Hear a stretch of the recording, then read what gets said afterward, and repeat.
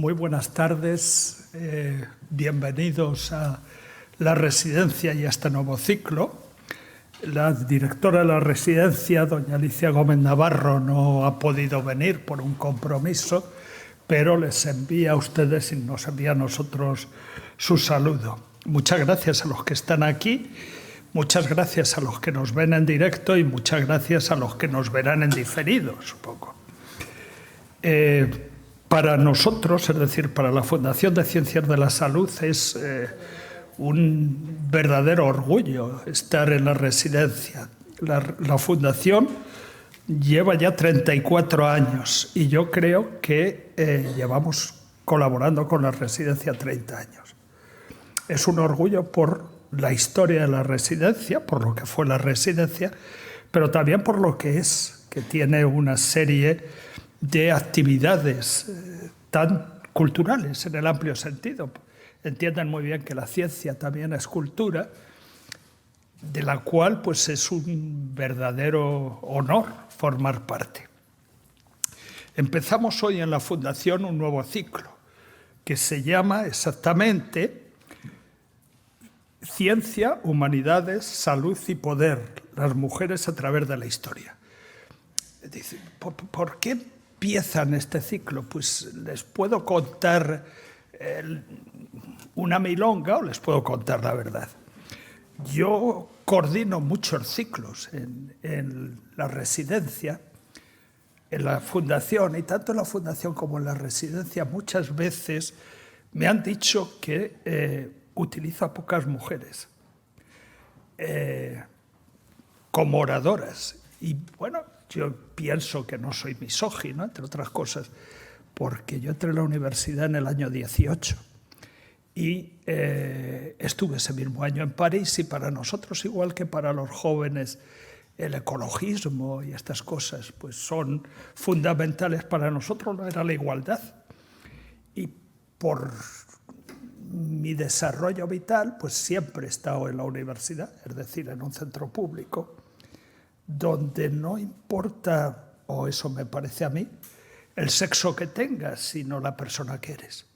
Y yo siempre he tenido jefas, a lo mejor por eso luego llamo un poco, no sé, debe ser, pero vamos, no creo que sea un prejuicio de tipo sexista. Lo que sucede es que cuando me lo dijo pues la gerente de la fundación, doña Elena Martínez, dije, ¿por qué no hacemos un ciclo juntos?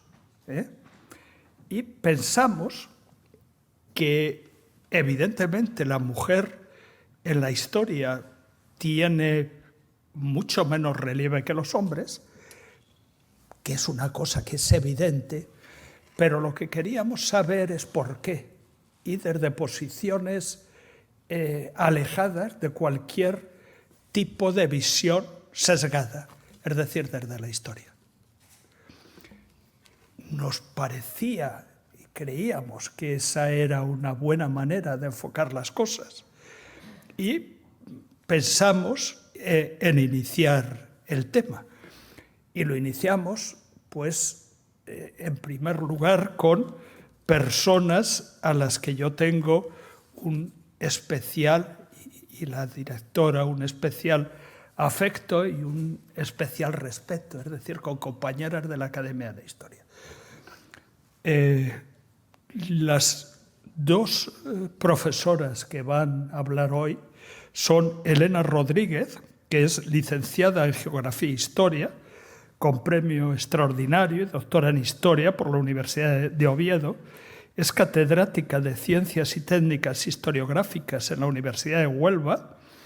Fue directora de ese departamento de Historia y Geografía durante varios años. Es miembro del Comité Internacional de Paleografía y Latín y presidenta de la Sociedad Española de Ciencias y Técnicas Historiográficas. Es especialista en codicología y paleografía latina, así como en diplomática, y tiene pues un currículum de publicaciones que no se lo voy a explicar, porque les puedo asegurar que en la Academia de la Historia debería estar más gente, pero todos los que están les ha costado mucho estar. Y creo que merecen estar allí. Doña Amparo Alba también es catedrática emérita de Filología en el área de estudios hebreos y arameos de la Universidad Complutense de Madrid, en donde imparte cursos sobre literatura hebrea, posbíblica, cábala y ciencias judías, entre otras cosas. Es especialista en literatura hebrea medieval.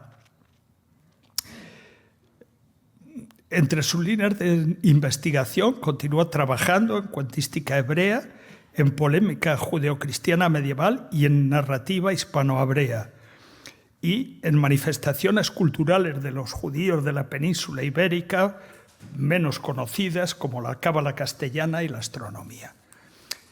Estamos, pues, ante dos profesoras, dos eruditas, que, aparte de ser historiadoras y, por tanto, desarrollar el método científico histórico, son especialistas y con unas especialidades complicadísimas.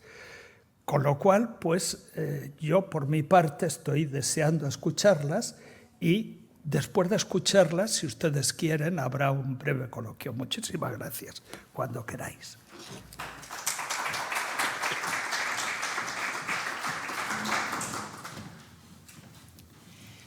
Muchas gracias a la Fundación de Ciencias de la Salud por esta invitación y al profesor Javier Puerto por estas palabras de presentación, a las que solamente quiero hacer una pequeñísima, ligerísima matización, y es que yo fui presidenta de la Sociedad de Ciencias y Técnicas Historiográficas, pero recientemente ya dejé el cargo en manos de otra persona. Por lo demás, todo muy bien. Muchas gracias de nuevo. Bien. Para entender la situación cultural femenina en la Edad Media, tenemos que tener en cuenta, en primer lugar, dos características muy importantes de la cultura escrita medieval, porque son diferentes a la realidad actual. La primera es que analfabetismo e incultura no tienen por qué ser realidades vinculadas, porque en la Edad Media conocemos analfabetos muy cultos. El mejor ejemplo que siempre se saca es el de Carlomagno, porque su biógrafo Eginardo nos contó pues, que había estudiado las principales disciplinas de la época con los mejores maestros, pero no había sido capaz de escribir en toda su vida. Practicaba con tablillas de cera que guardaba bajo la almohada todas las noches antes de dormirse. Pero dice Eginardo, debió de empezar demasiado tarde porque no lo consiguió. Entonces, nosotros creemos que es posible que llegara a aprender a leer. Quizás sí, a aprender a leer, o al menos tenía conocimientos de lectura, pero nunca llegó a escribir y, sin embargo, era políglota y muy culto. Esta última característica de Carlomagno nos lleva al segundo fenómeno típicamente medieval, que es la disociación entre la escritura y la lectura, sobre todo en la enseñanza. Es decir, había personas que sabían leer, pero no sabían escribir. Entonces, nos vamos a encontrar con mujeres en toda la Edad Media, sobre todo en la segunda fase que les voy a presentar, que sabían leer, pero no sabían escribir, no eran capaces de escribir por su mano, por varias razones. En primer lugar, algunas no sabían escribir en absoluto. Otras no habían practicado lo suficiente la escritura para poder escribir de corrido, diríamos hoy, y otras porque habían aprendido solo a dibujar las letras de su nombre para poder firmar. Bueno. Además, hay que tener en cuenta otra cosa muy importante, y es que la Edad Media es un periodo muy amplio, ocupa 1000 años, y para entender bien lo que voy a explicar o lo que voy a presentar hoy aquí, tenemos que dividir estos 1000 años en dos periodos que están relacionados con el acceso de las mujeres a la escritura. El primer periodo abarcaría la Alta Edad Media y parte de la Plena Edad Media, hasta el siglo XI inclusive, que es cuando el latín era la lengua, la única lengua de la cultura escrita en el occidente europeo, y la Iglesia poseía el monopolio casi absoluto, de la cultura. La segunda etapa son los siglos XII, XIII, XIV y XV, que se caracteriza por el acceso de los laicos a la cultura escrita y el uso de las lenguas vernáculas en lo que a nosotros nos interesa en esta ocasión. Voy a empezar con, esto es un resumen de lo que acabo de decir, con el primer periodo. En los siglos VIII, IX y X se consolida en el orbe cristiano de Europa Occidental el retroceso generalizado de la alfabetización que se había iniciado con anterioridad, generalizado tanto en hombres como en mujeres. No fue así, en España, por ejemplo, no fue así en Al-Ándalus, porque al final del Emirato y en el Califato cordobés se conocen mujeres sabias y otras denominadas cativas, que estaban relacionadas con las artes del libro. Por ejemplo, en la corte de Al-Hakim, las mujeres podían aprender caligrafía, gramática y poética con Lubna, que llegó a ser secretaria del califa, o con Fátima, famosa por la copia de libros. También es conocida en Córdoba Aisha, que era miembro del patriciado de la ciudad, cuyas aficiones literarias la convirtieron en aquella época en una mujer independiente, por lo que eligió no casarse nunca, y se le respetó. Pero no solo entre las clases altas de la sociedad cordobesa había mujeres letradas, sino también entre los grupos medios y bajos había bibliófilas y otras que se ganaban la vida copiando libros. En cambio, en la España cristiana de los siglos VIII, IX, X y XI hay muy poca información sobre mujeres alfabetizadas y además sobre mujeres alfabetizadas que, aparte del saber leer, supieran también saber escribir. En concreto, conocemos a dos que sabían escribir, una pintora de manuscritos y otras dos que sabían leer. Como son muy poquitas, más o menos por orden cronológico, vamos a verla. La primera es Ilduara Eriz, aristócrata gallega, que sabemos que fue propietaria de libros y que sabía leer. No tenemos más información de ella. Sí tenemos información de su vida, porque fue la madre de San Rosendo y con su hijo fundó el monasterio de Celanova. Pero lo que me refiero es que no tenemos más noticia, por ejemplo, de su vida cultural. ¿Sabía escribir, aparte de saber leer? Pues no lo sabemos. Vivió, como tienen en pantalla, entre el siglo IX y el siglo X.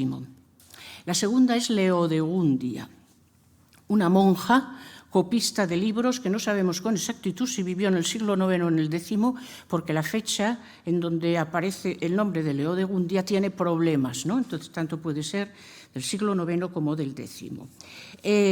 Tampoco sabemos exactamente dónde escribía Leodegundia, porque normalmente se asigna a un monasterio gallego cercano a Samos, pero eso no se ha podido demostrar y la verdad es que no existen pruebas que podamos utilizar con seguridad.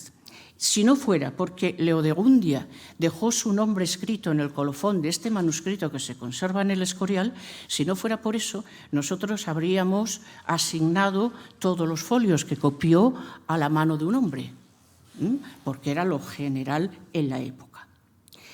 Otra mujer que sabemos que leía, al menos se llamaba Riquilda, y fue monja en el monasterio de San Juan de las Abadesas en Girona.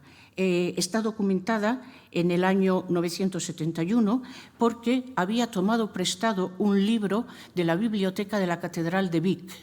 Claro, esto es una cosa rarísima. El préstamo de libros en esta época a mujeres es una cosa muy rara, de manera que esta Riquilda debía de ser una persona de prestigio, seguramente por su capacidad intelectual en la sociedad de aquella época. En o ende, pictris en latín, pintora, es también muy conocida porque fue una de las autoras de las miniaturas del llamado Beato de Gerona. El Beato, los comentarios al Apocalipsis de San Juan, del monje lebaniego Beato, que se conserva en la Catedral de Girona, pero que en realidad fue copiado, creemos, en San Salvador de Tábara, en Zamora. Bien, pues compartió la tarea de iluminación con Emeterius, Illuminador Emeterius, que conocemos por otros manuscritos, y dejó su nombre escrito en el colofón de este manuscrito del año 975 porque está fechado. No sabemos más de en o ende, quizás de origen zamorano. Si trabajaban en Tábara, no lo sabemos. Normalmente se cree que fue una monja, pero también pudo haber sido una dama de la nobleza que sabía pintar sobre pergamino. Por último, Alba Guibert o Alba de Vic, que también se le conoce así, documentada en el año 1044, escribió este documento entero de su propia mano. Es una compraventa en la que ella participa junto a su marido, que está escrito en una perfecta escritura carolina, y además firmado. Ella se encargó, abajo como ven, Alba Femina Scripsit, de dejar claro que el documento había sido escrito por una mujer. Luego, no hay duda que no solamente utilizaba la escritura, sino que además una escritura que podemos decir casi propia de los profesionales de la copia de documentos.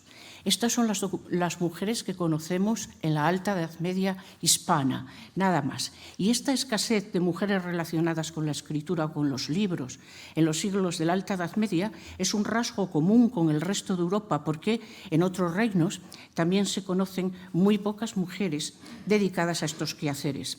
Aquí tienen una relación de algunas de ellas, ¿no? Como por ejemplo la francesa Eugenia del siglo IX, que anotó el colofón de un códice en lengua latina y caracteres griegos, o la irlandesa Leucardis del siglo XI, que hablaba gaélico, griego, latín, alemán y que había copiado muchos libros. Una excepción en este panorama es el monasterio de Chelles, cerca de París, que tenía un scriptorium en el que trabajaban solo monjas. Entonces sabemos que al menos trabajaron 14 monjas en ese scriptorium, de las cuales de nuevo se conocen además sus nombres propios. Bien, la segunda mitad del siglo XI presagia una nueva era en la situación cultural de la mujer medieval. Es la época de Trota de Salerno, vinculada a la Escuela de Medicina y autora de 2 obras sobre enfermedades ginecológicas. La Escuela Salernitana, además de un lugar de estudio, fue también un activo centro de traducciones y de copia de manuscritos. Permitía la entrada a mujeres, y hubo mujeres profesoras y alumnas, y algunas alcanzaron fama en los siglos XIV y XV. Trota fue la pionera, la que también llamaban en diminutivo Trótula. Nació en el año 1050 y murió ya a comienzos del siglo XII. Pasamos a continuación al segundo periodo, el más fructífero para lo que nos interesa, de los siglos XII al XV.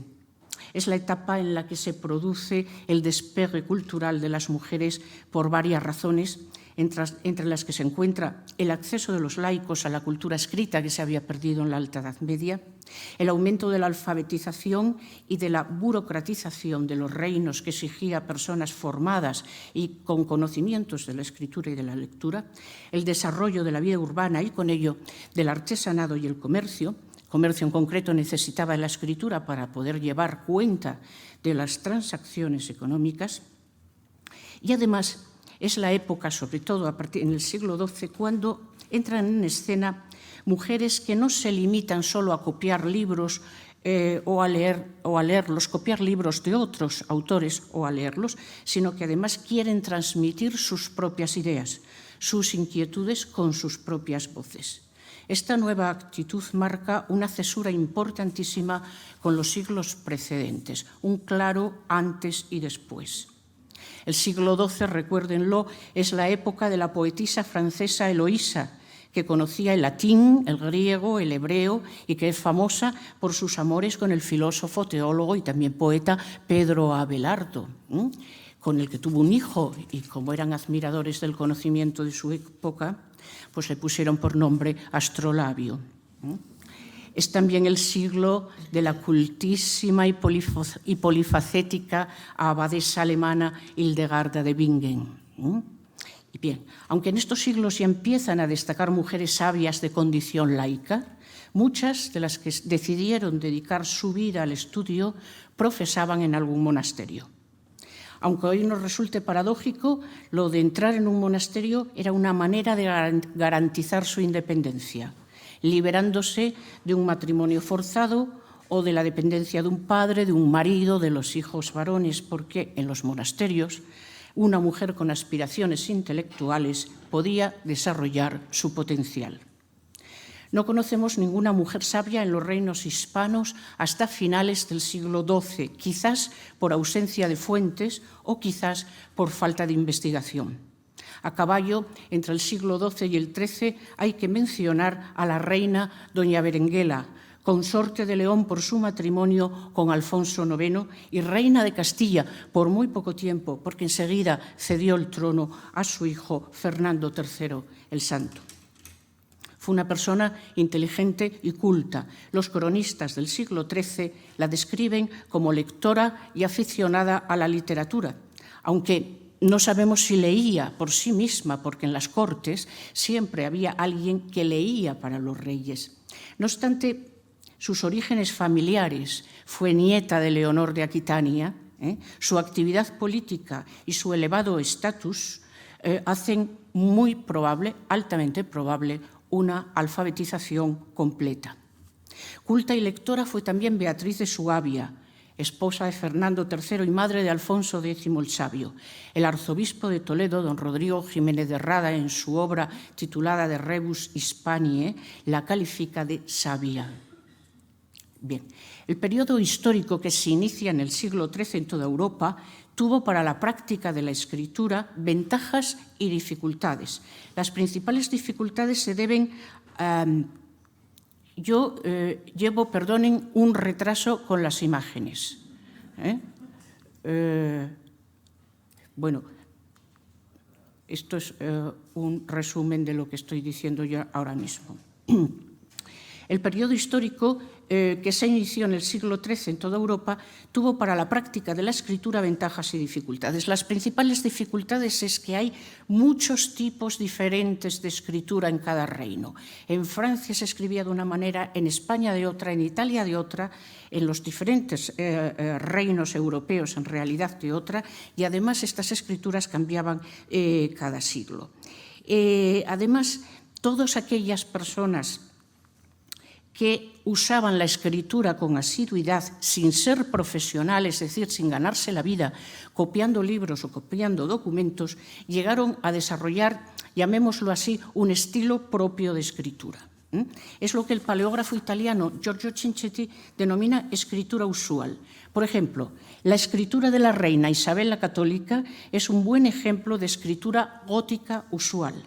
Gótica porque su morfología alfabética y la manera de escribir, la manera de mover la mano sobre el papel, responde plenamente a dicha categoría, aunque el conjunto de la escritura no encaje en las escrituras profesionales conocidas.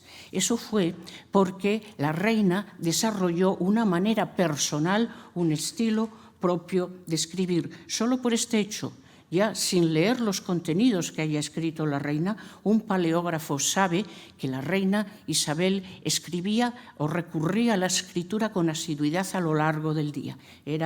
Tenía un nivel muy alto de práctica y de competencia gráfica. El periodo más fructífero para la actividad gráfica femenina en toda Europa fueron los últimos siglos de la Edad Media. La gran mayoría de mujeres documentadas son de esta época, son de los siglos XIV y XV. En esta época vivió la ítalo-francesa Christine de Pisan, escritora, narradora, poetisa, biógrafa y copista de libros de lujo para la corte. Christine fue políglota en lenguas y seguramente también dígrafa al especializarse en las escrituras librarias. Fue una ferviente defensora de las ocupaciones intelectuales de la mujer, cuya capacidad negaban tantos eclesiásticos de la época, en lo que en la Baja Edad Media ya se llamó la querella de mujeres, que se extendería a lo largo de toda la Edad Moderna, un debate intelectual sobre si la mujer tenía o no capacidad intelectual. Su obra más conocida fue La ciudad de las damas, del año 1405, que es una colección de mujeres ejemplares desde un punto de vista positivo. Durante los siglos XIV y XV se multiplican los nombres femeninos entre las alfabetizadas, entre los alfabetizados en general. La nómina aumenta según avanzan las investigaciones y es imposible hacer una relación completa ni siquiera en los propios reinos hispanos, por lo que mencionaré solo algunos ejemplos representativos y hablaré de algunos casos hispanos desconocidos hasta el momento. La mayor presencia de mujeres letradas, algunas de ellas además literatas, se localizan en 4 ambientes socioculturales concretos, que son la realeza, la nobleza y damas de la corte, las monjas y, en general, los grupos medios de la sociedad urbana. En primer lugar, las mujeres que formaban parte de la realeza, las reinas, infantas, princesas, solían tener preceptores o preceptoras para su educación. La primera reina de Castilla que firma de manera autógrafa en los documentos fue Beatriz de Portugal, mujer de Juan I de Castilla, y la segunda, Catalina de Lancaster, hija de Constanza de Castilla, consorte de Enrique III y reina de Castilla durante la minoría de Juan II. Hay que tener en cuenta una cosa muy importante, y es que con anterioridad al reinado de Pedro I, es decir, mediados del siglo XIV aproximadamente, no era una práctica oficial en la Cancillería Real firmar los documentos. Hay ejemplos anteriores, son algunas excepciones, ¿vale? Pero no era una práctica oficial, oficialmente reconocida, firmar los documentos. Por eso, con anterioridad al reinado de Pedro I, pues esto no quiere decir que todas las reinas previas fuesen analfabetas porque no firmaban en los documentos. Es decir, algunas serían analfabetas, sí, pero seguramente no todas. Lo que sucedía es que no existía la práctica de firmar los documentos, ni los hombres ni las mujeres. Cuando esto ya se hace oficial, pues se multiplican el número de reinas que firman en los documentos oficiales. Otras reinas consortes hispanas que sabían escribir fueron, por ejemplo, Margarita de Prades, mujer de Martín I el Humano, María de Castilla, mujer de Alfonso V el Magnánimo, Juana Enríquez, segunda mujer de Juan II de Aragón, madre de Fernando el Católico, o la ya mencionada Isabel la Católica. El segundo grupo, exceptuando a la realeza, fueron las mujeres pertenecientes a la nobleza, que es nobleza titulada, además, así como damas de la corte. Es muy conocido el caso de Beatriz Galindo, la latina, que usaba una escritura plenamente gótica. Dama de la corte de la reina Isabel fue también María Manrique de Lara, mujer de Gonzalo Fernández de Córdoba, el gran capitán, que también usaba una escritura usual y de base gótica. Florencia Pinar, que murió ya en el siglo XVI, Elvira de Ayala, hija del canciller don Pedro López de Ayala, Juana de Castro, María de Bazán, Teresa Enríquez y otras muchas que van saliendo a la luz. Hay que pensar, además, que en la Edad Media saber escribir otorgaba prestigio social, y en ese ambiente el conocer la escritura podría interpretarse también en algunos casos como un signo más de distinción social. Junto a la capacidad gráfica se conocen también muchas damas y muchas nobles, mujeres nobles, que poseyeron libros, es decir, que sabían leer. Recuerden esto, que saber leer y saber escribir no siempre van de la mano en la Edad Media, empezando por la nutrida biblioteca de Isabel la Católica, que es muy conocida y además ha sido muy estudiada, pero también la reina María de Castilla. Y poseyó libros María de Aragón o de Trastámara. Entre las nobles, Aldonza de Mendoza, hija del almirante don Diego Hurtado de Mendoza y hermanastra del primer marqués de Santillana, Inés de Torres, mujer de Luis de Guzmán, maestre de Calatrava, u otras que vamos conociendo gracias al avance de la investigación. Entre las escritoras, entendiéndolas como literatas, se encontraba Leonor López de Córdoba, hija de un maestre de Calatrava y de Alcántara, alto dignatario que fue en la corte de Pedro I. y que nos dejó unas memorias heterógrafas, es decir, están escritas por otra persona, no están escritas de su mano. Pero es que además el estilo de estas memorias parece totalmente o muy cerca del estilo notarial. Por tanto, es altamente probable que Leonor dictara las ideas al notario, el notario las redactara y además las copió de su propia mano. ¿Por qué? Bueno, pues porque a lo mejor Leonor era analfabeta o no tenía suficiente práctica de la escritura para poder escribir por sí misma. Después de la nobleza se encontraban los ambientes conventuales, con abadesas o simples monjas alfabetizadas, muchas de las cuales aprendían a leer y a escribir tras entrar en el monasterio. Y también algunas aprendían latín. Pero esto tenemos que tener en cuenta una cosa y tenemos que tener cuidado, porque el simple hecho de ser monja en la Edad Media no quiere decir que se supiera latín.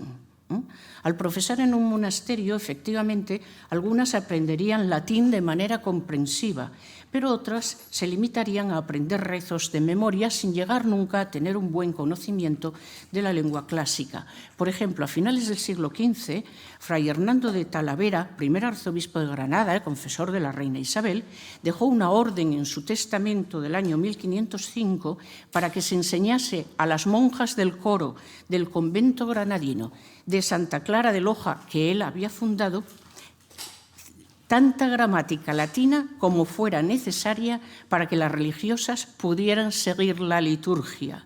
Es decir, esto demuestra que aquellas monjas no sabían latín o su conocimiento de latín era muy deficiente.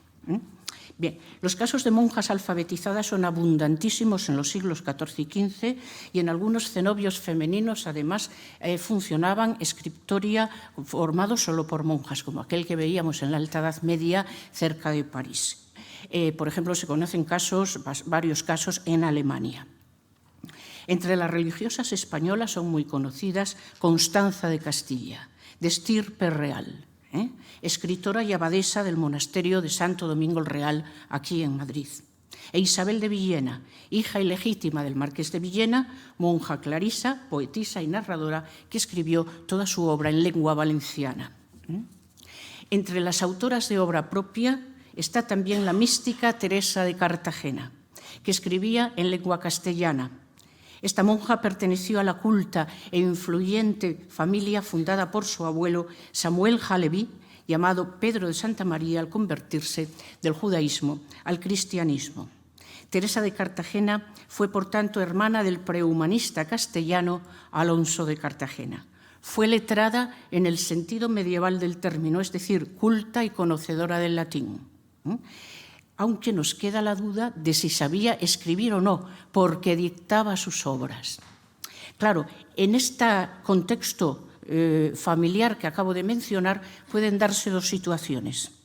O bien contaba con un secretario y ella dictaba y el secretario escribía, porque las familias nobles y pudientes tenían secretarios que se encargaban de estas cosas, o ella no es que no supiera escribir, a lo mejor sabía escribir, pero no tenía suficiente práctica, no escribía bien y prefería dictar las obras. No lo sabemos, nos quedamos con la duda.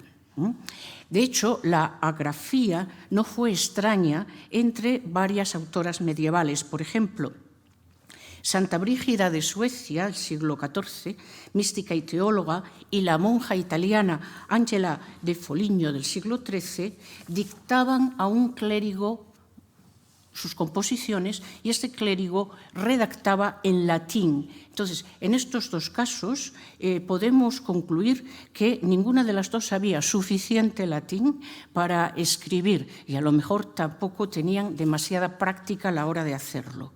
Otro caso muy conocido de agrafía es el de la inglesa Margarita Kempe, que dejó una autobiografía y que sabemos que no salió de su mano porque era completamente analfabeta. Escribía, también tenía un secretario que escribía para ella y sabemos que poseía libros, tenía una pequeña biblioteca, pero no los leía, se los leían en voz alta. Ella escuchaba leer. Casos como este muestran los riesgos de vincular automáticamente en la Edad Media la posesión de libros con la capacidad lectora o la creación de textos literarios con una alfabetización plena. Incluso ciertas noticias indirectas sobre cartas escritas por mujeres que aparecen en los cancioneros medievales españoles y que a veces se interpretan directamente como autógrafas, podían haber sido hechas delegando en una tercera persona. Más aún al considerar lo extendido que estaba en toda la Edad Media y después también en la Edad Moderna la escritura delegada. Entre las que no fueron abadesas o prioras hay mucha diversidad de situaciones gráficas.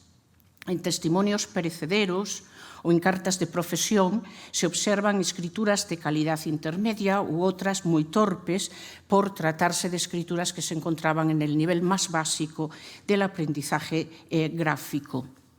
Por ejemplo, uno de los folios de guarda de un misal impreso que se conserva en el Archivo Histórico Diocesano de Huelva está lleno, del siglo XVI, está lleno de pruebas de pluma de las monjas de Santa Clara de Moguer.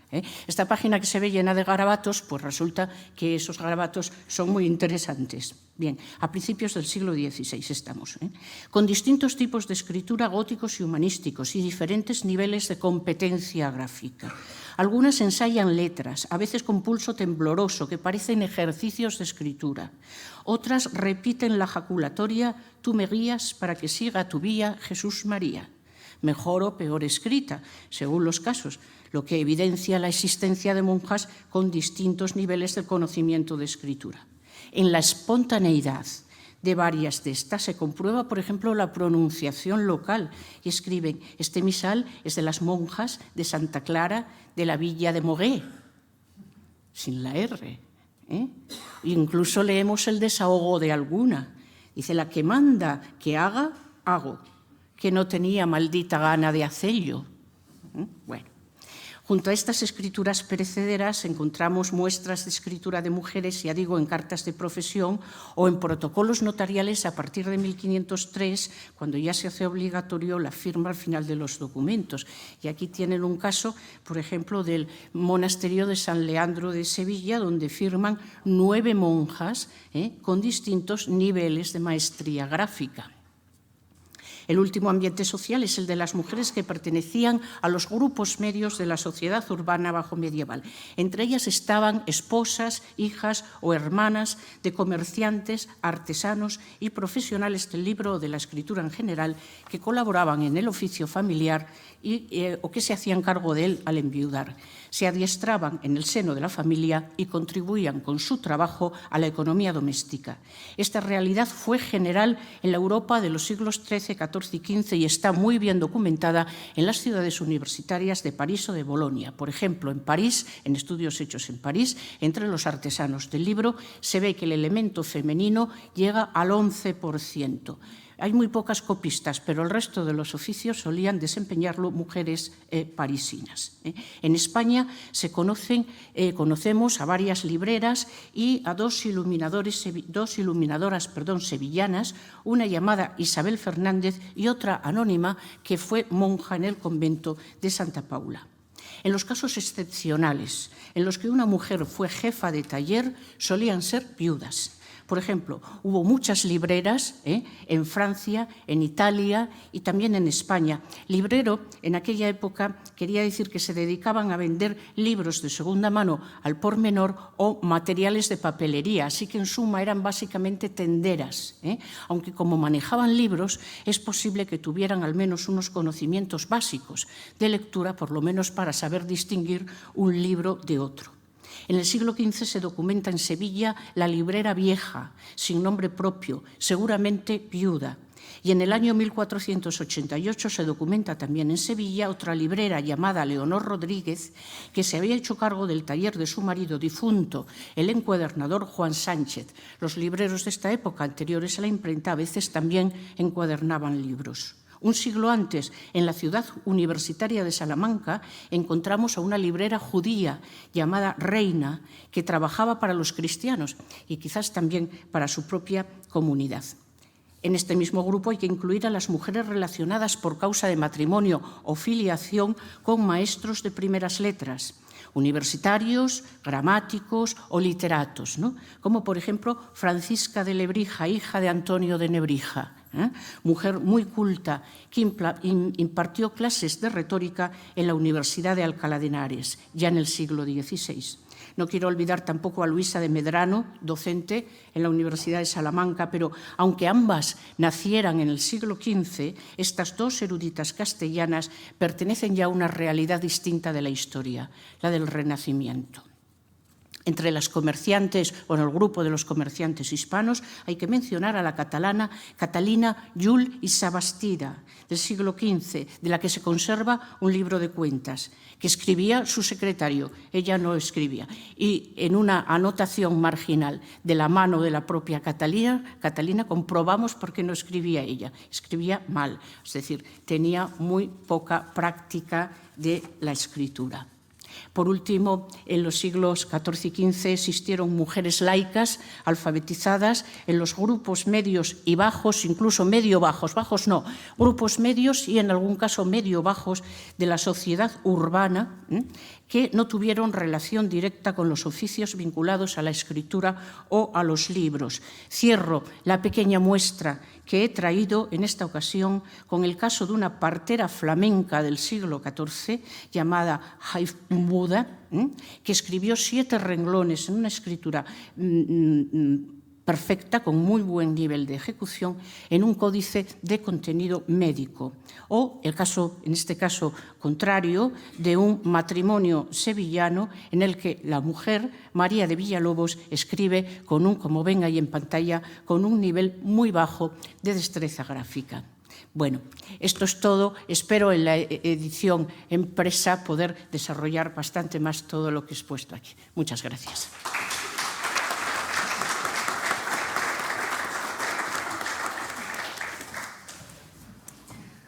Muchas gracias, doña Elena.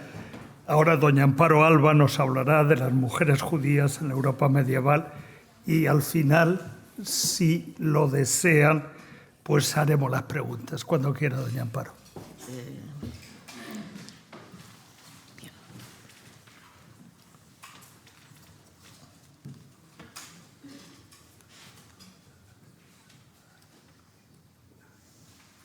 Esto no va. Ahora. Bueno, pues buenas tardes. Deseo, en primer lugar, expresar, aunque muy brevemente, porque ya se ha hecho anteriormente, mi agradecimiento, pues principalmente a la Fundación de Ciencias de la Salud, también, por supuesto, a la Residencia de Estudiantes por acogernos en un lugar tan emblemático como este. Quiero dar las gracias a nuestro querido compañero don Francisco Javier Puerto, que se toma muy en serio estas iniciativas de hacer ciclos de conferencias de este tipo. Dar las gracias a Elena Martínez y sobre todo también, como siempre, a Marta Margo, que hace fáciles todos los trámites posibles. Por supuesto, agradezco la presencia de todos los que están aquí en este lugar tan maravilloso y también a todos los que nos siguen desde las plataformas que están transmitiendo esto online. Bien, el objetivo que subyace al título de este ciclo, Ciencias, Humanidades, Salud y Poder, Mujeres a través de la historia, es evidentemente muy ambicioso, especialmente si lo circunscribimos, como esta tarde, al largo periodo histórico conocido como Edad Media, y más aún si intentamos indagar sobre una minoría, mujeres, dentro de otra minoría, judíos en la Europa cristiana. Pues bien, este es mi propósito esta tarde, acercarles al mundo de las mujeres judías en la Europa cristiana medieval y especialmente al de esas pocas pero excepcionales mujeres que destacaron por desempeñarse en actividades culturales, económicas y sociales fuera del espacio cerrado del hogar. La aproximación histórica a los estudios sobre la vida de las mujeres judías medievales, tanto en el mundo islámico como en el mundo cristiano, es relativamente moderna. Los primeros investigadores, hacia mediados de los años 80 del siglo pasado, señalaban la escasez de fuentes documentales e historiográficas judías de la época. Gracias a la aplicación de nuevos enfoques metodológicos desarrollados por los estudios de mujeres, en los últimos 40 años, la investigación sobre esta historia de las mujeres judías en la Edad Media se ha visto muy enriquecida. La búsqueda, estudio e interpretación de fuentes textuales de todo tipo, no necesariamente históricas, que ya digo que hay muy pocas, han permitido esbozar en la actualidad un cuadro de la situación de estas mujeres en entornos familiares y comunitarios y en contextos religiosos, geográficos y culturales tan diferentes como el mundo islámico y Oriente o el cristiano y el Occidente.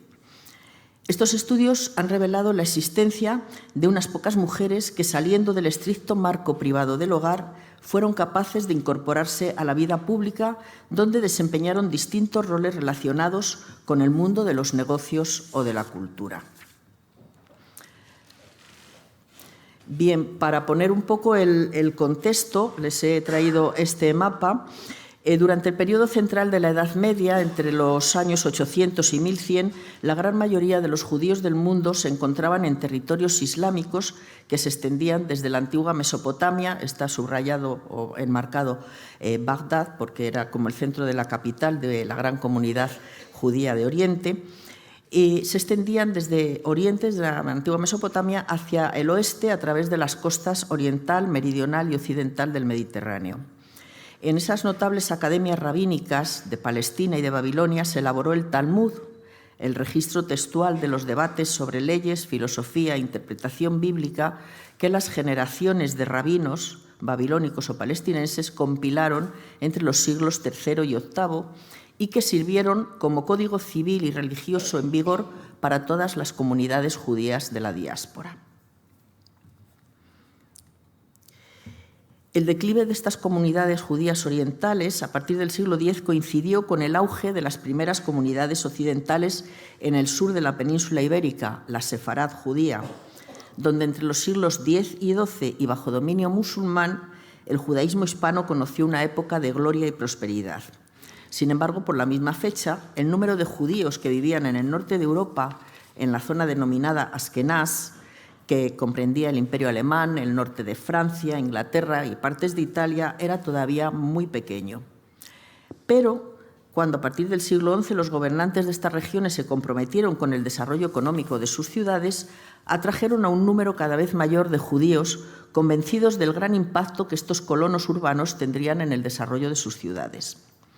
El importante papel que desempeñaron estos nuevos habitantes en el comercio local e internacional y su fuerte aportación a las arcas del tesoro les permitieron gozar desde un principio de la protección de las autoridades políticas y religiosas, a pesar de que las relaciones entre la mayoría cristiana dominante y la minoría judía dominada eran complejas y estaban sustentadas a menudo por una fuerte y constante tensión religiosa. Ya en el siglo XII, tras las primeras cruzadas, se extendió por la región un fuerte sentimiento antijudío que menoscabó su relativa prosperidad. Los judíos se vieron entonces obligados a abandonar el comercio local o internacional, que era su principal fuente de sustento, y a depender casi por completo de una única actividad, el préstamo a interés, una ocupación denigrada, peligrosa, pero esencial para una sociedad mercantil urbana en pleno desarrollo.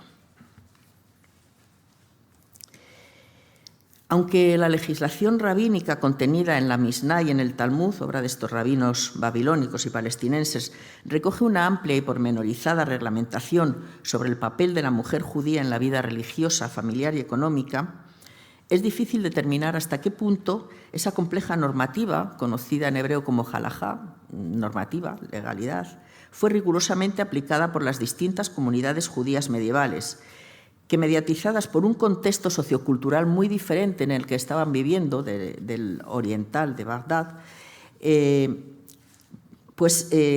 tenían la necesidad de obtener respuestas rápidas y concretas a los problemas de índole no solo religiosa o moral, pero sí también de índole práctica que afrontaban cada día.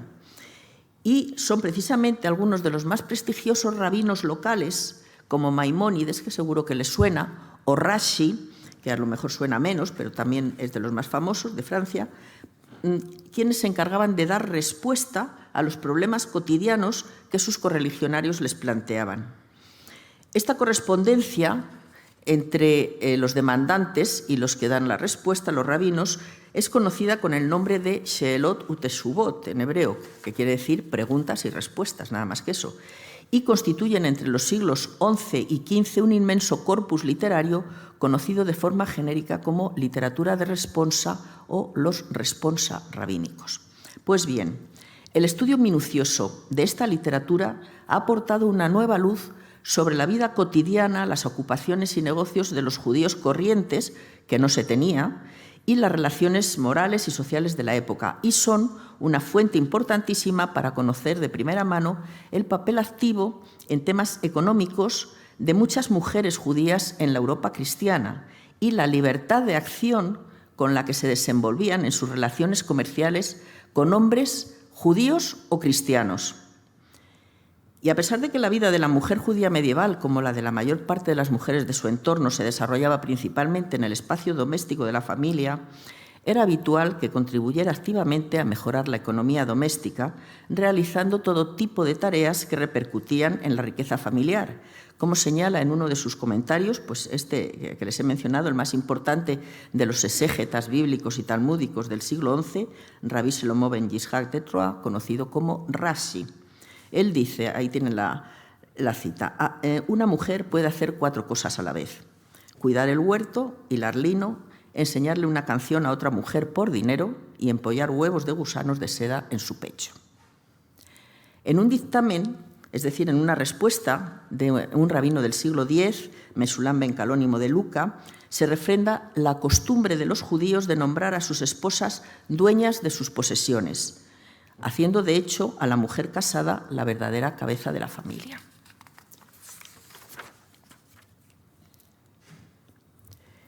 En las ciudades y pueblos europeos, las familias judías solían vivir, como seguramente habrán visto en muchas de nuestras ciudades, muy cerca unas de otras, formando pequeñas comunidades que eran autónomas en cuanto a la aplicación de sus propias leyes. El rabino local interpretaba la ley judía, respondía a las preguntas que le hacían, a las cuestiones de tipo religioso o civil, y gestionaba el pago de impuestos al gobernador cristiano, que no solía involucrarse en asuntos judíos internos. Les he traído aquí estas imágenes de judíos de la zona de Askenaz, para que vean pues, cómo las vestimentas son un poco diferentes, pero como muchos son identificados por ese gorro, especie de casco. El tercero, por ejemplo, por esa bolsa de dinero que lleva, lógicamente es un judío, y por la balanza para pesar las monedas. Tenemos en Francia el número 6 y el número 7 llevan la señal identificativa en el vestido para hacerse conocer como judíos, y otros pues realmente no llevan nada. Es decir, hay una gran variedad en cuanto a la aplicación de normas para que se distingan los judíos del resto de la población. Paso ya directamente, después de este preámbulo, a hablar de las mujeres judías, más propiamente, en la Europa cristiana. En este contexto que les acabo de describir, se formaron comunidades judías prósperas en las que la vida de las mujeres experimentó una clarísima mejoría en comparación con la que tenían por la época en los reinos musulmanes. Las razones de esta mejoría están relacionadas tanto con las actividades económicas de los judíos en sus ciudades como con la propia evolución de la sociedad cristiana con la que convivían. Y además el acceso de las jóvenes judías de clase media alta a unos elevados estándares de educación que comprendían la alfabetización en lengua hebrea. Les recuerdo que la lengua hebrea no era una lengua hablada por la gente, era lengua religiosa únicamente. En lenguas vernáculas, educación y participación en las oraciones, rituales y celebraciones sinagogales, y la formación en actividades profesionales. Es cierto que algunos textos de la época, como el Sefer Hasidim, libro de los piadosos, muestran la importancia que estos judíos daban a la alfabetización de sus hijos e hijas, pero solo una pequeña élite podía acceder a los estudios más cualificados. De modo que, en términos generales, aunque había unas pocas mujeres cultas y alfabetizadas, la instrucción de las hijas no iba mucho más allá de una precaria alfabetización, algo de lectura, algo de escritura en lengua vernácula, las habilidades domésticas propias de las mujeres y, por supuesto, todas las reglas del judaísmo rabínico que las mujeres judías debían conocer y aplicar en el hogar y en el matrimonio, y que generalmente las aprendían de sus madres. Entre esta pequeña élite de mujeres de gran cultura se encuentran, por ejemplo, las 3 hijas del rabino que les he mencionado, de Rashi, el de que las mujeres pueden hacer 4 cosas a la vez. Y este hombre no tuvo ningún hijo varón, pero sus hijas son conocidas por sus nombres, algo que realmente era raro en un periodo tan temprano y en un contexto judío. Las 2 hijas mayores, Yoquebed y Miriam, se casaron con 2 de los más destacados discípulos de su padre y no solo dieron lugar a una saga de eruditos, sino que ellas mismas aparecían enseñando a otras mujeres diversos aspectos de la religión. Y Raquel, la hija menor de Rashi, que pasó gran parte de su vida en casa de su padre después de un divorcio muy temprano, pues escribió es autora de algunas de las respuestas estas que dan los rabinos a las preguntas que les hace y que contestaba en nombre de su padre, que ya estaba anciano y enfermo. El interés de los judíos europeos por la educación de sus hijas llamó tanto la atención de un discípulo del teólogo cristiano del siglo XII, Pedro Abelardo, que este discípulo, que generalmente escribía y hablaba contra los judíos, lógicamente, pero criticaba la falta de interés por los estudios religiosos entre los cristianos y contrastaba esta falta de interés con el fervor de los judíos hacia Dios y su amor a la Torá, porque, argumentaba este hombre, el judío, por pobre que sea y aunque tenga 10 hijos, los pone a todos a estudiar las Escrituras, y no por ganancia, como hacen los cristianos, es decir, para obtener un puesto en la Iglesia, sino para que entiendan la ley de Dios. Y no solo a los hijos, también a las hijas. Esta práctica judía de proporcionar la mejor educación posible a hijos e hijas debió de ser relativamente habitual en las comunidades alemanas de comienzos del siglo XIV y moralmente aconsejable, según se recoge en el testamento ético de un judío piadoso de Maguncia, este rabí Eleazar, que encarga a sus hijos e hijas de forma conjunta el cumplimiento de sus últimas voluntades, entre ellas que, aun cuando se vean obligados a solicitar a otros el dinero para pagar a un maestro, no deben dejar que los jóvenes de ambos sexos se queden sin instrucción en la Torá. Aunque la mayor parte de las niñas aprendían en casa, aparece mencionada en 1388 una escuela para niñas judías en Alemania, en Görlitz. De lo que llevo diciendo hasta ahora podemos afirmar que la ordenanza misnaica, tan conocida, que prohibía a los padres enseñar Torá a sus hijas, es decir, Biblia, porque era como enseñarles promiscuidad, no solo fue cuestionada, sino que fue también ignorada por los judíos de la alta sociedad europea, que animaban a sus hijas a estudiar la Torá, y no solo la Torá, también el Talmud, es decir, los comentarios rabínicos a la Torá. Esta actitud acercaba a las jóvenes al mundo de la cultura y las situaba en igualdad de condiciones que sus hermanos varones. Muchas de estas mujeres demostraron su superioridad cultural no solo en cuanto a conocimientos religiosos de la Torá, sino en otras muchas facetas, como voy a intentar mostrarles en adelante. Se puede constatar que las normas y costumbres de los vecinos cristianos influyeron muy positivamente en la vida de las comunidades judías, hasta el punto de que los patrones rabínicos tradicionales que mantenían todavía la discriminación entre hombres y mujeres fueron sustituidos por nuevos decretos rabínicos que mejoraron significativamente el estatus legal y social de las mujeres judías, como los emitidos por el rabino Gerson ben Yehudá a principios del siglo XI, que prohibían la poligamia o el divorcio contra la voluntad de la esposa. La mujer no podía solicitar el divorcio, pero si lo solicitaba el marido, pues se tenía hasta entonces que aceptar, pero ya sin su voluntad no se puede divorciar el marido. O el decreto de Rabí Jacob Tam, un siglo más tarde, que limitaba el periodo de ausencia del marido en viajes de negocios a un máximo de 1 año y medio, sin el consentimiento de su esposa. O el edicto de Rabí Meir de Rotemburgo, en el siglo XIII, contra el maltrato hacia la mujer, que disponía lo siguiente: el judío debe honrar a su esposa más que a sí mismo. Si uno golpea a su esposa, debe ser castigado más severamente que si golpea a otra persona, porque uno está obligado a honrar a su esposa, pero no a la otra persona. Bueno, seguramente esto en la alta sociedad se respetaba y no hacía falta ni que un rabino lanzara un decreto. Habría que ver en las otras capas más bajas de la sociedad. Entre las actividades laborales más directamente relacionadas con el mundo de la cultura se encuentra la producción de libros, y aquí voy a seguir a mi compañera, que entre los judíos se convirtió a menudo en una actividad empresarial en la que participaban varios miembros de la familia, incluidas, por supuesto, las mujeres. La producción manual de libros para el estudio o para los rezos era una labor ardua y exigente que requería sobre todo de una buena caligrafía, pero también de suficientes conocimientos técnicos para preparar todos los materiales de escritura.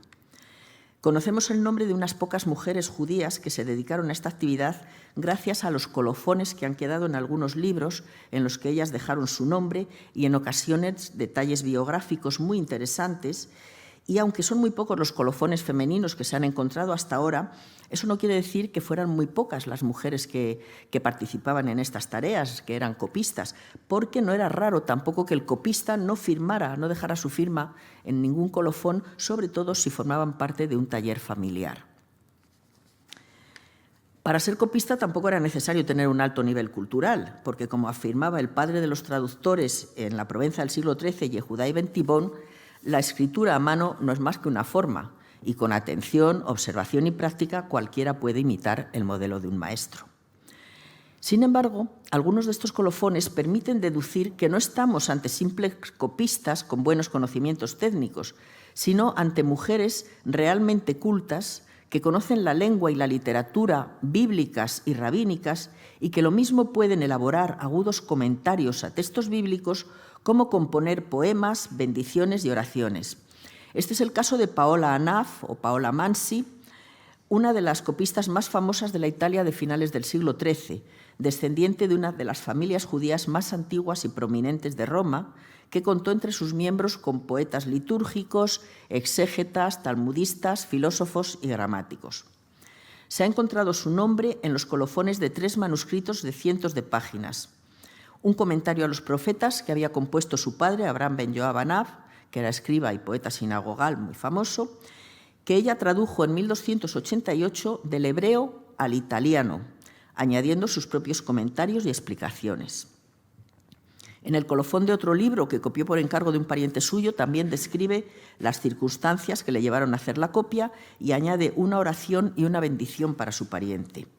Y en el colofón de un libro de oraciones hebreas que copió para su hijo Salomón en 1306, incluyó junto con la fecha, el nombre del destinatario y el suyo propio, varias oraciones y bendiciones que siguen el más puro estilo bíblico.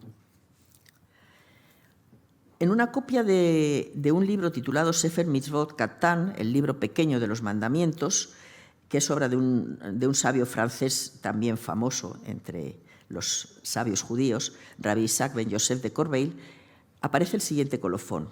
Yo, Hannah, hija de Menahem Sion, completé este libro el día 11 del mes de Tamuz, junio o julio, en el año 5146, es decir, en nuestro 1386.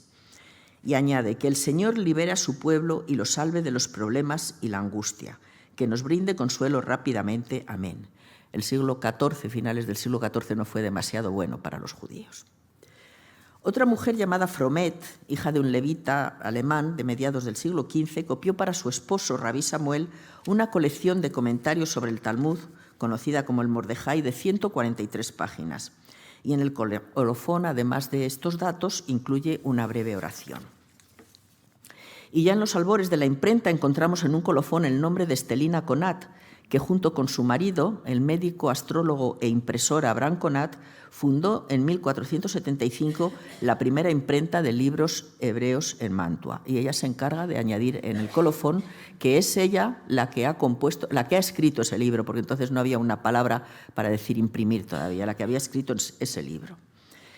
Los colofones solían incluir también el nombre del cliente que había encargado el libro, y también en este grupo encontramos nombres de mujeres como Consola de Bolonia, que encargó un libro de oraciones para las grandes festividades al copista Abraham ben Yecutiel en el siglo XIV, o las florentinas Gentile y Bionda, que encargaron libros de rezos en judeo-italiano.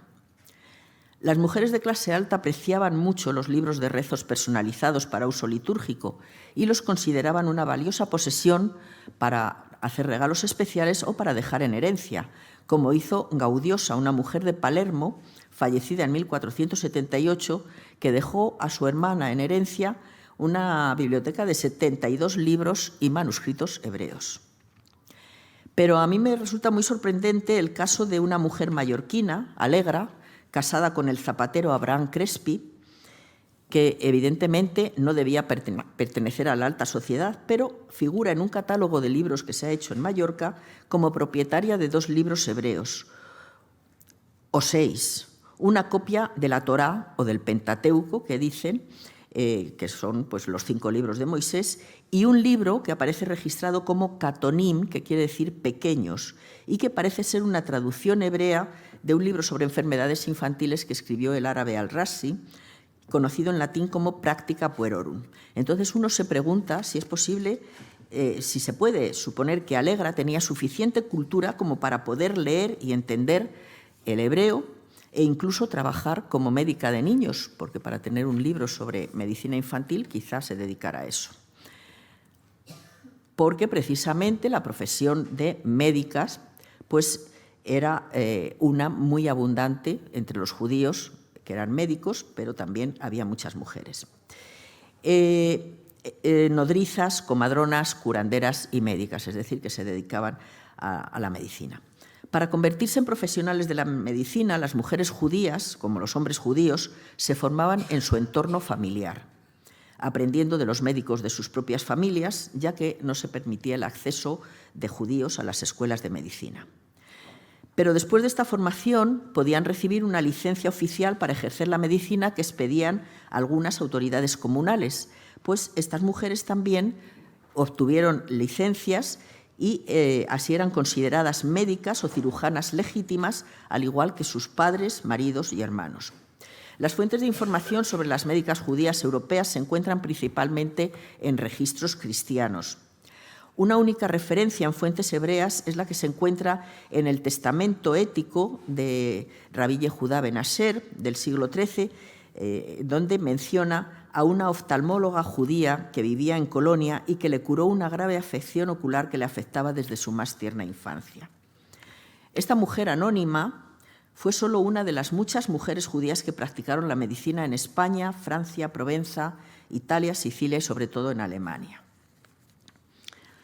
Las médicas judías debieron ser especialmente apreciadas en el reino de Aragón, porque durante el siglo XIV aparecen mencionadas en sus registros varias de ellas que atendían como comadronas a las mujeres de la corte, incluidas las reinas, y algunas obtuvieron del rey Pedro IV la licencia para el ejercicio de la medicina, como la valenciana Nassetti o Floreta Sanoga de Santa Coloma de Queralt, que era esposa del médico Josep Sanoga, y que atendió a 2 de las esposas reales.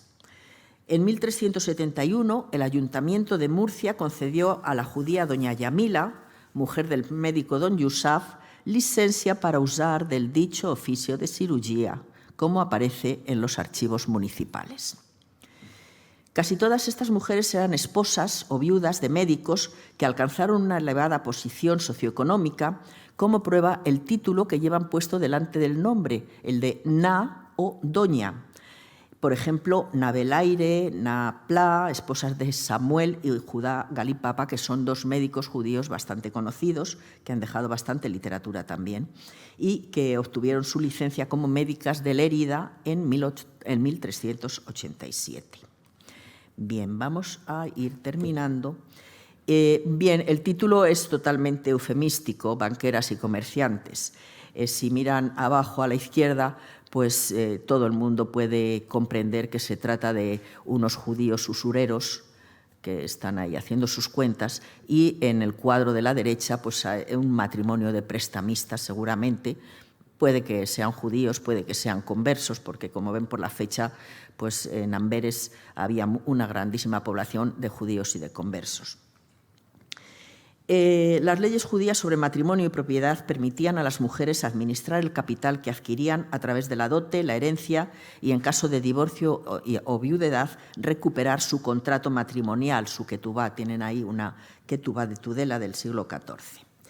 En las pequeñas comunidades judías del norte de Europa, el estatus de la mujer experimentó una notable mejoría debida en parte a la próspera situación económica de la familia, que permitió a los padres incrementar la dote de sus hijas en los contratos matrimoniales y garantizarles así no solo una posición destacada en su hogar y el trato respetuoso de su marido, sino también la seguridad financiera. Su papel ya no se circunscribía solo al ámbito privado, sino que al aportar el capital con el que el nuevo matrimonio iniciaba su vida, empezaba ella ya a participar de forma independiente en actividades comerciales que le proporcionaban un papel muy importante en la sociedad. Muchos de los responsa medievales hablan de mujeres que eran empresarias reconocidas, comerciantes y prestamistas de éxito. Aunque con frecuencia formaban parte de una empresa familiar junto con su marido o con otros parientes, hubo muchas que se dedicaron al mundo de los negocios de manera autónoma y en ausencia de sus maridos por viaje o por fallecimiento, eran ellas las que dirigían los negocios familiares. Es cierto que se ha exagerado mucho el papel de los judíos como prestamistas por excelencia, porque como la Iglesia sabemos que había prohibido esta actividad a los cristianos, pues alguien tenía que dedicarse a prestar dinero. Pero en determinados momentos y lugares es cierto que casi era el único trabajo, la única actividad que les quedaba a los judíos cuando se les prohibía el comercio internacional. Pero aunque el crédito no haya sido la principal actividad laboral judía, sí que ha sido la mejor documentada, al ser un tipo de negocio que generaba un gran volumen de documentación. En la Europa cristiana, los judíos estaban obligados por ley a registrar los préstamos ante funcionarios cristianos. Así, por ejemplo, la tesorería de los judíos en Inglaterra fue creada para llevar un registro de los préstamos judíos. Y en la Corona de Aragón, los judíos estaban obligados a registrar los préstamos a cristianos con notarios locales. De ahí que se puede afirmar que en el norte de Europa, entre los siglos XIII y XV, el porcentaje de mujeres judías involucradas en préstamo de dinero era muy alto, llegando casi a 1/3 del total de los préstamos. Es muy probable que el número fuera aún mayor porque, como decimos, solo aparecen las mujeres viudas o las que actúan en solitario, pero no suelen aparecer las que actúan en grupos familiares. Es interesante destacar que en Francia y en España las mujeres judías otorgaban préstamos principalmente a las mujeres cristianas, que preferían pedir prestado a mujeres, aunque fueran de otra religión, que a hombres, aunque fueran de la suya. Algunas mujeres prestamistas participaban activamente en negocios de alto nivel con la nobleza o con los gobernantes, como Licoricia, activa entre 1242 y 1277, que fue una de las mujeres más ricas de Winchester.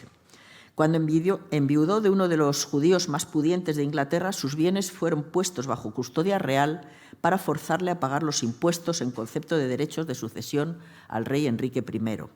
Por cierto, que una parte de ese dinero se utilizó para la reconstrucción de la abadía de Westminster. Licoricia continuó con sus negocios en Inglaterra hasta su muerte.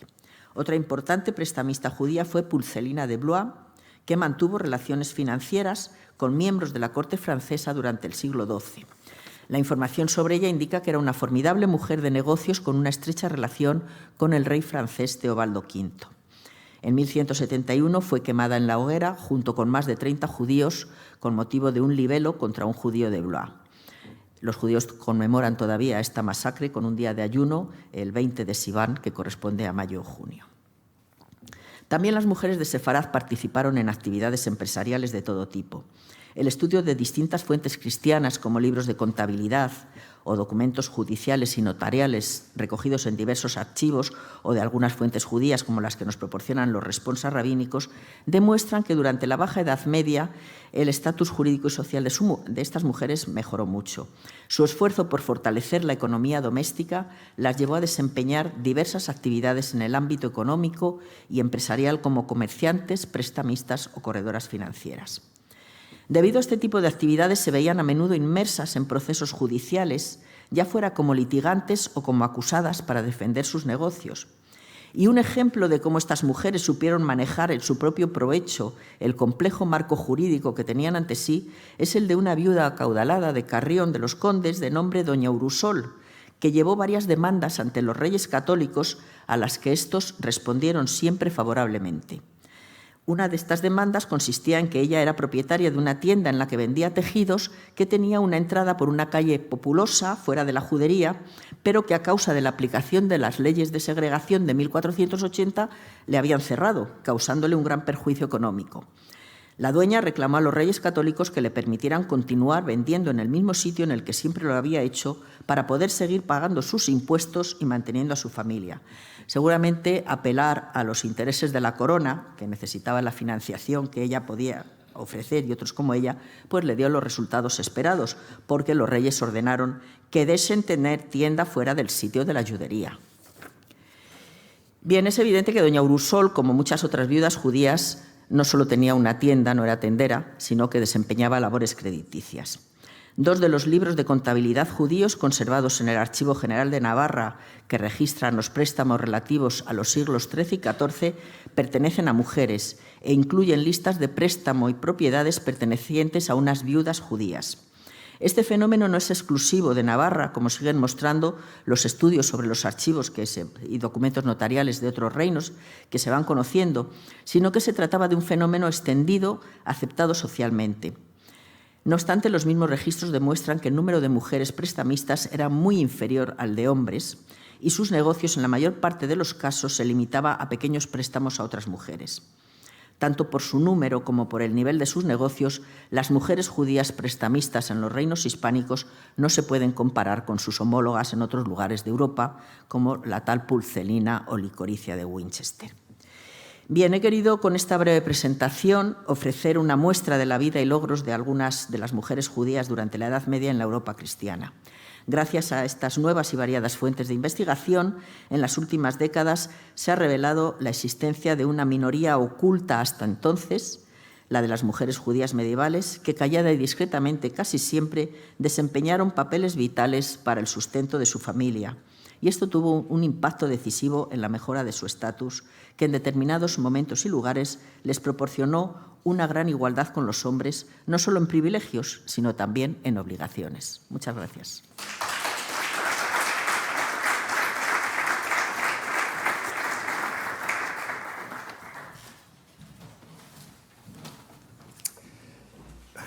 Varios amigos, y con ellos doña Amparo hoy, dicen que me tomo muy en serio estos ciclos.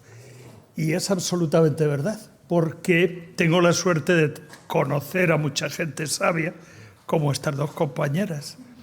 Y estoy convencido de que el conocimiento produce libertad. Es decir, te da posibilidades de tener criterio propio sobre todo. Y hoy me parece que mis 2 compañeras a mí me han hecho más libre y espero que a ustedes también. Porque nos han contado cosas que por lo menos para mí han sido muy novedosas.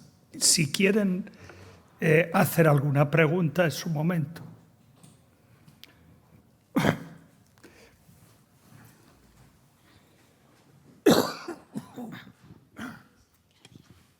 Bueno, en primer lugar quería daros las gracias a las 2 porque me han parecido 2 intervenciones maravillosas que me han enseñado muchísimo. Y tenía una pregunta. Ahí, vale, perdón. Mejor. No estoy acostumbrada a coger el micrófono.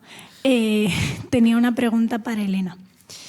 En relación a lo que has comentado de la grafía y de la escritura delegada. Yo en la tesis estoy estudiando a unas mujeres místicas y visionarias que vivieron a finales del siglo XV y principios del siglo XVI y consideramos que forman parte del linaje místico europeo que surge anteriormente con personajes que has mencionado como Ángela de Foligno o Brígida de Suecia. Y estas mujeres también dictaron sus revelaciones a los confesores y directores espirituales, en un caso muy concreto incluso a sus propias compañeras de orden.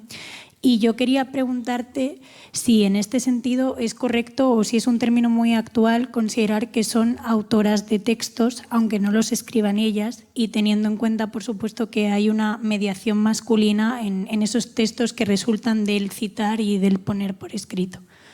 Y bueno, esa es la pregunta. Muchísimas gracias a las 2 otra vez. Claro, es un problema. Yo creo que es un problema que tienen que resolver más los historiadores de la literatura, porque en casos como el de esta mujer que yo decía, que le transmite al escribano las ideas y este escribano, que era un notario, las redacta, le da forma sintáctica correcta y la redacta, pues ahí el que escribe propiamente es el notario, ¿no? Porque no solamente escribe mecánicamente la parte más técnica del acto de escribir, sino que además está creando unas formas gramaticales en ese sentido, aunque las ideas, claro, las ideas no, las ideas surgen de la mujer. En ese sentido, yo creo que son los historiadores de la literatura los que deben indagar sobre estos problemas y cuestionárselos y buscar posibles interpretaciones, claro, o decidir sobre ello, pero claro que hay un problema en eso.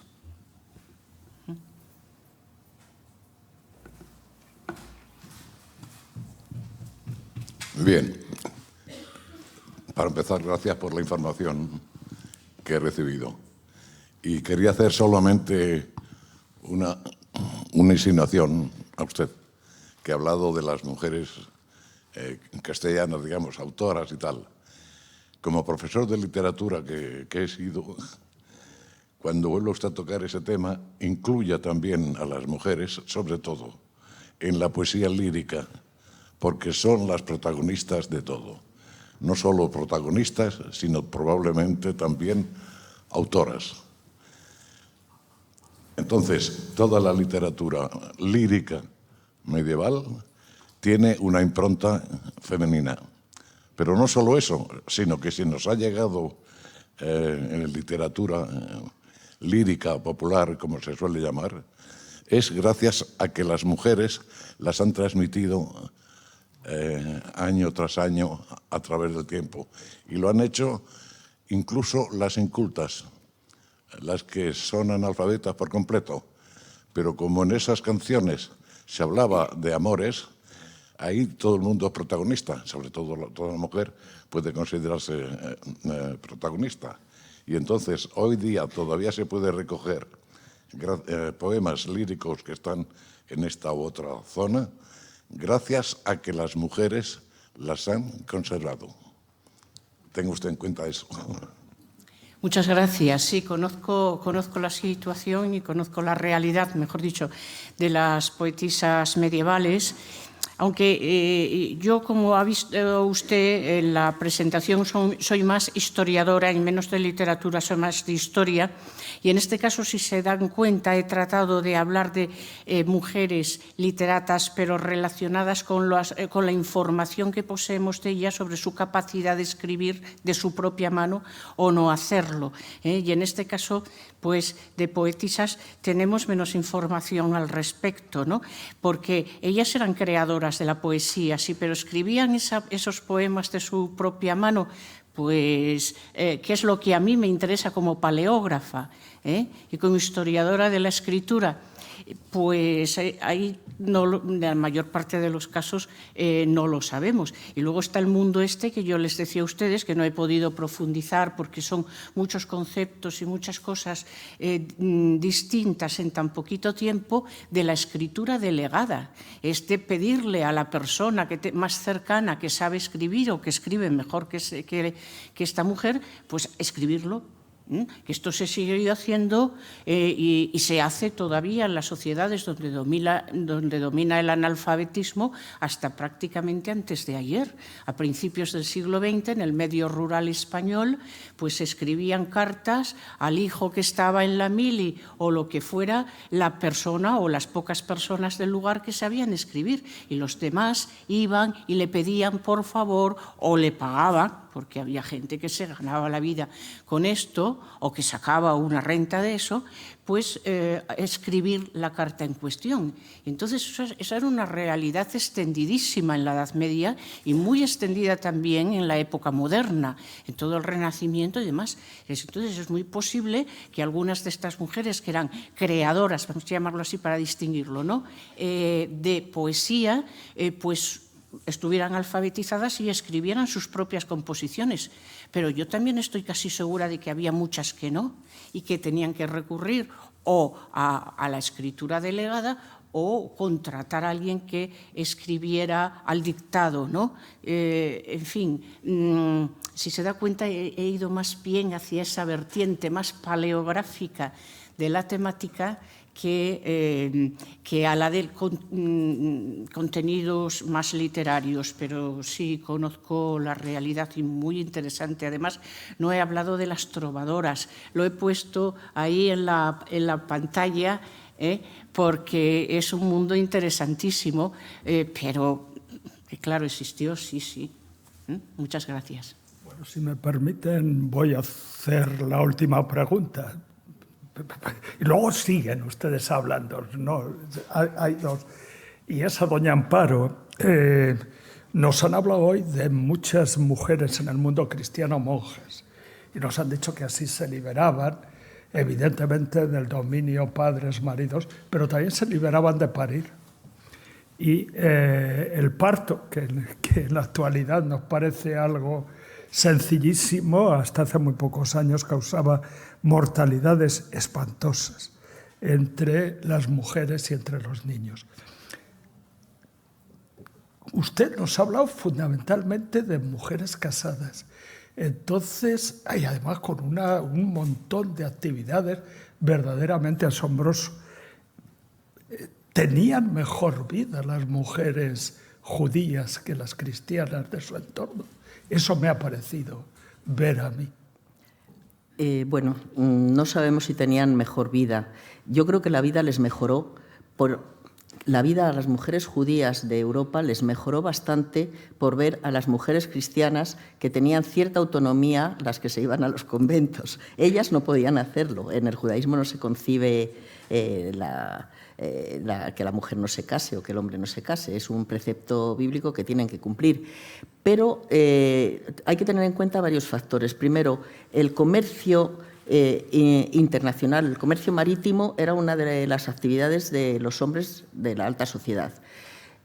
Se marchaban y podían volver o no volver, con lo cual las mujeres quedaban en una situación pues o de viudas o de agunas, se llama el término hebreo, es decir, que siguen atadas a un marido pero que no ha vuelto. Entonces, por eso esos dictámenes que habían de que si un marido tardaba más de 1 año y medio en volver, si no tenía el permiso de la esposa, la mujer se consideraba viuda y la mujer pasaba inmediatamente a dirigir todas las actividades familiares. Pero en algunos casos tenía autoridad incluso para establecer ella, para organizar ella las bodas de los hijos, que era una cosa que generalmente pues, dependía del cabeza de familia.